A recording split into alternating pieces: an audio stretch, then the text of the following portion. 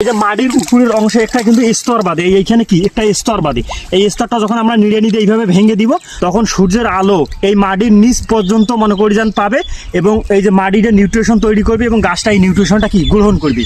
এই যে ধানের জমিতে ধান লাগানোর 15 থেকে 20 দিনের ভিতরে একবার কিন্তু একটা নিড়ানি দিবেন নাকি। যদি নিড়ানি দিয়ে এই ঘাসগুলোকে মনে করেন পরিষ্কার করে না দেন, তাহলে কিন্তু এই যে ধানের যে শেকড়গুলো যে আছে, এই যে মনে করেন এইটা হলো ধানের শেকড়, এই শেকড়গুলো কিন্তু সঠিকভাবে চলাচল করে পাবে না। আর এই যে নিড়ানি যখন আমরা দিব, তখন এই যে ধানের গাছের গোড়টা যে আছে, এই যে ধানের গাছের যে গোড়টা আছে, এই যে প্রত্যেকটা জায়গায় কি হাত করতেছে, এবং এই ধানের গাছের গোড়টা একটু নরম নরম হচ্ছে, যার কারণে এই যে ধানের গাছের যে গোড়ের কাছে যে জৈবিক উপাদানগুলো আছে, এই জৈবিক উপাদানগুলো সঠিকভাবে গাছটা আর কি সঠিকভাবে খাদ্য গ্রহণ করবে এবং গাছটা মোটা তাজা হয়ে উঠবে। এই জন্য ধানের জমি অবশ্যই নিড়ানি কিন্তু একে দিতেই হবে। আর যদি না দেন, তাহলে কিন্তু ধানের সঠিক ফলাফল পাবেন না। মনে করছেন আপনার জমিতে যদি ঘাস নাও থাকে, তাও নিড়ানিটা দিতে হবে।